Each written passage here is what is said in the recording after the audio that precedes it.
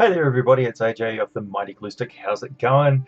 Thanks for joining me. And this is just a little impromptu video based on I was just going. I'm doing some crafting here, and I was actually just watching one of my previous videos where I was painting some terrain, and I was talking about a game that I ran a long time ago, last year, in fact, around this time of year, back when it was stinking hot summer days, and it got me thinking about. Your own personal strengths and weaknesses as a storyteller. Um, Now, this is aside from game mechanics and all that sort of stuff. I mean, anybody can pick up the rule book and learn how to run the mechanics of the game, but I'm talking about putting together a reality, a story, or a series of events which are captivating and engaging and mysterious, and get your players really hooked on the uncovering what's going to happen next. That keeps them guessing or puts them in a situation where they think, wow, I haven't seen a movie or anything like this. This is quite amazing. Or this is very similar to lots of movies that I've watched, but it's combined in such a way that is something that will stick in my memory for a long time. It's a situation where I really have to think about what's going on. And one of my strengths as a DM is the crossover between time and space, or reality distortions, or traps and tricks and things which have the players double guessing what they're actually seeing as really what's going on. And the case in point was a game where I impromptu ran a mirror trap, which was a dimensional crossover thing. So the focus of it was a big crystal in a chamber that was run by some elven researchers who have been stuck in an underground lair for millennia, for a very, very long time, and they devolved into Skeksis-like creatures from the Dark Crystal.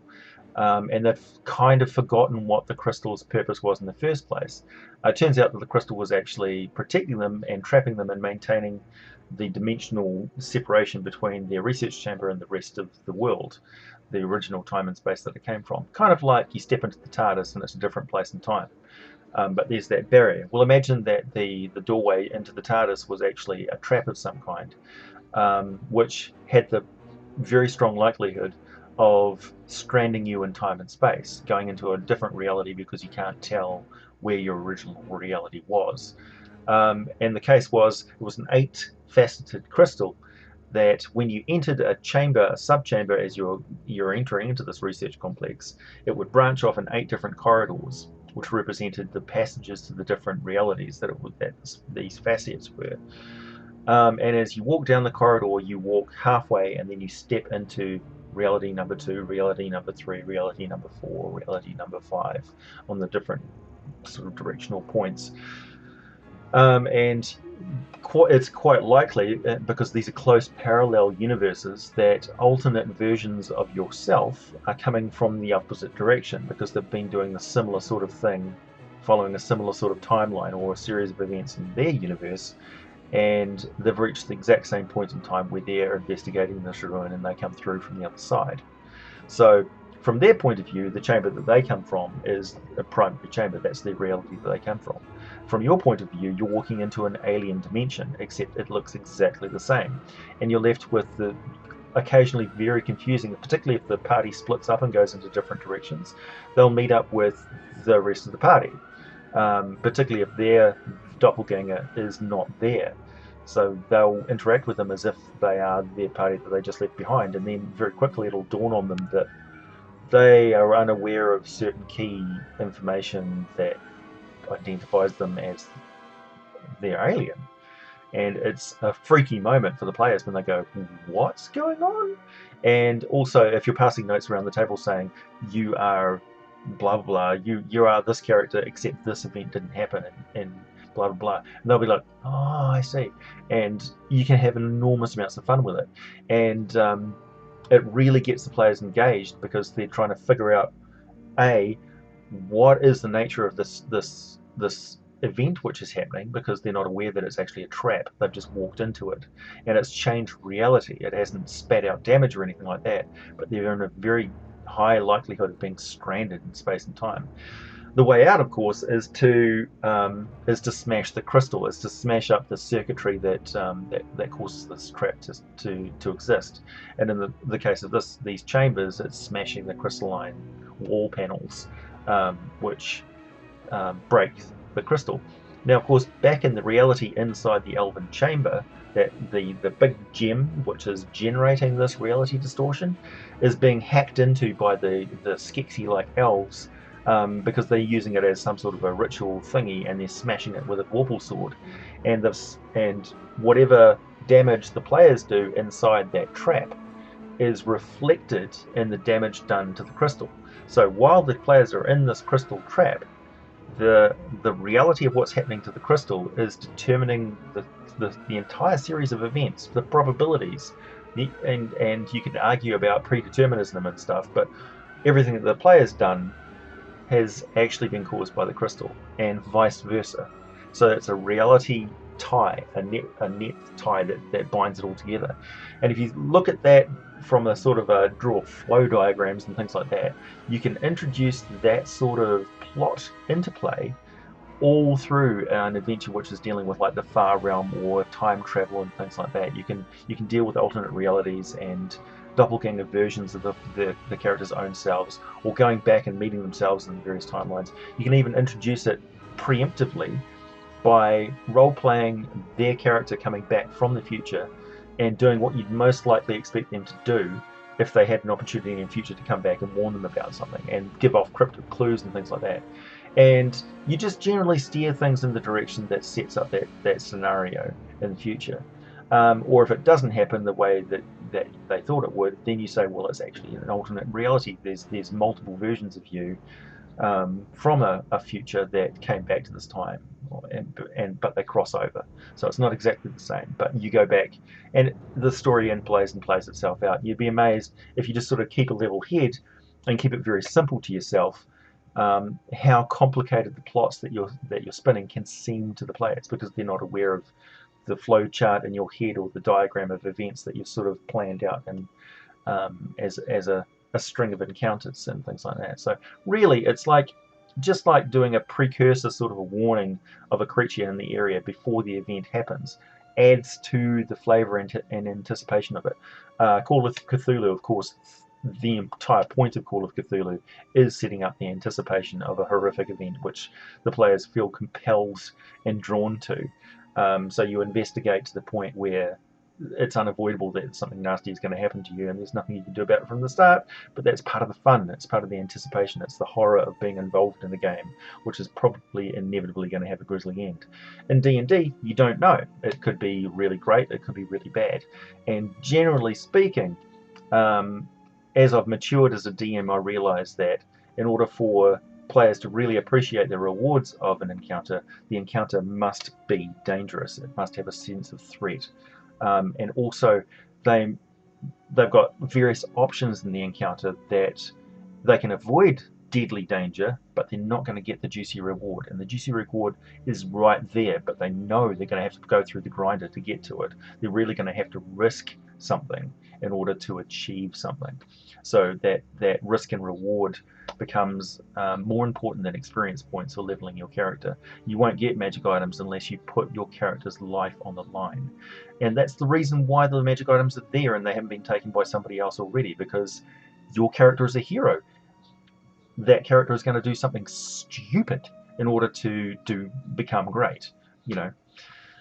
So yeah, that's one of my strengths as a dungeon master, is to think ahead, plan ahead.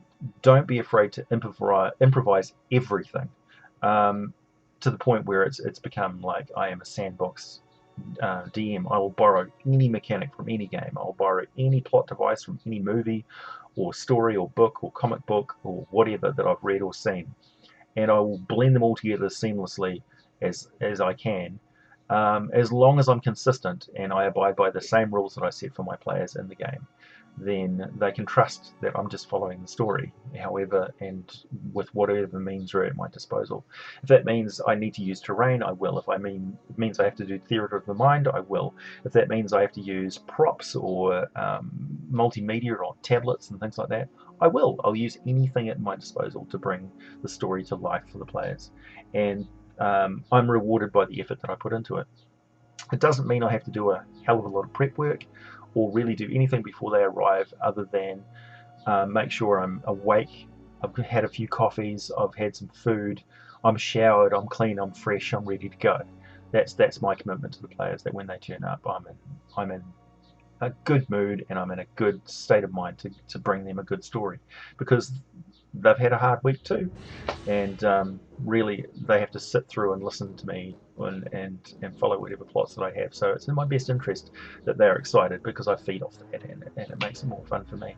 And I love bringing them the unexpected. It's a constant challenge for me, particularly because I have a home group that I've run games for a number of years, that they're used to all my bag of tricks, you know. Sure, we've got some running jokes which are really good to rehash every now and then, like for instance, sexual deviant murlocs and hydrogen gas, and the various dice rituals and superstitions that we have. They're all great. They all add to the whole atmosphere of it, and we don't take anything seriously, really. Um, and yeah, my constant challenge is to come up with something new. So of course, innovation and improvisation are key factors there. So if I want to run a fresh game for my players, I need to be able to riff off anything that they give me at the table.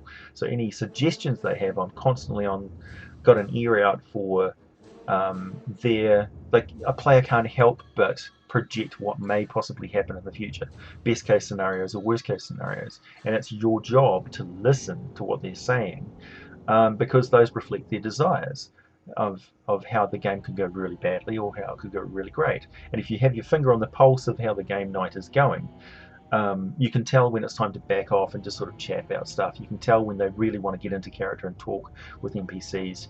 You can really tell when they want a combat encounter and to break something and bash something and be heroic.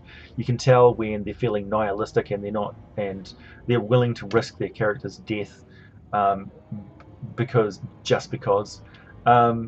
you know, because players will like to shake up the game too. It's not just your job; it's also theirs to be antagonistic, or be what's the word? Incite a bit of chaos. You know, instigate. Yeah, they like to instigate too. It's not just the role of the DM. And I find that if you let them instigate quite a bit, they have ownership of the story.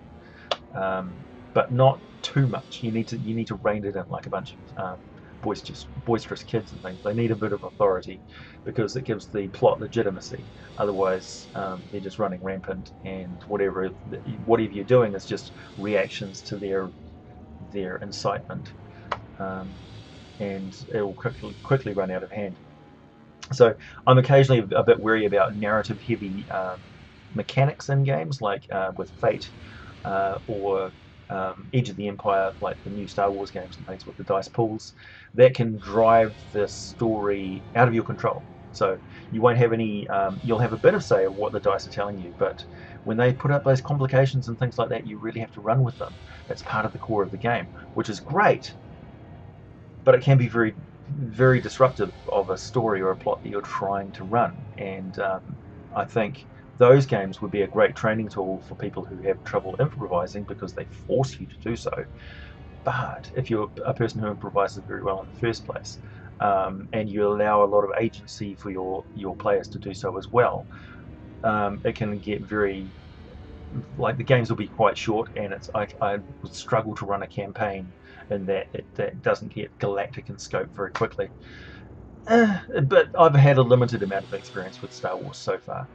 And I'd like to have more testing of that. I have just recently gotten a look at Lamentations of the Machinations of the Flame Princess, Lamentations of the Flame Princess, and the Dungeon World systems, which are all sort of very low price, very cheap to get into games. And I must say, the Machinations of the Flame Princess, I was amazed at the content in that book. Really amazed. I've run and tried designing my own pulp sci-fi sort of games before, and I got to tell you, I cannot highly recommend enough the species and like cultural diversification thing. Like if you're building an alien character, a non-human character, that book blows it out of the water. Just whew, amazing. And if you've seen any of the great legacy stuff that I did years and years ago with different charts and tables for alien life forms, to say that I'm impressed with that is a hell of a statement. I was very impressed. I looked at it and I thought, this is an example of my best work. Like if I pulled out all the stops and put in all the work to make a really, really diverse system where you could run almost any type of alien that you can think of, that is exactly what I would have built. Yeah. So I was looking at, you know, a goal of mine. I was looking at it and thinking, wow, somebody's already done it. Fantastic. I can just pick it up and use it. So I'm going to be running Nation as the Flying Princess. I can guarantee you I'm going to go and buy that system right away, pretty much after I finish recording this. So yeah, sorry to sort of ramble on, but I just wanted to share my thoughts on how you twist up reality in your games and introduce relatively complicated plot points, but it's not too much of a step away from one thing. So if you say one thing is related to another thing, and then you just sort of explain that they're interacted. So whatever the players do is influencing that scene, and then when they get into that scene, they get the impression that that scene was influencing everything they did. It's a simple little trick to play, but yeah, from the player's perspective, it makes you look like a genius, a mad genius. Yeah, but it's not that difficult to approach. I know it's one of my strengths, and I know it probably sounds more complicated than it is to, well, yeah. But I recommend give it a go. Stretch your legs. It may end in tears, but you've got nowhere to go but to a higher state of game if you push the boundaries. No risk, no reward. So yeah, thanks for watching, and I'll be back at you soon with another monster video.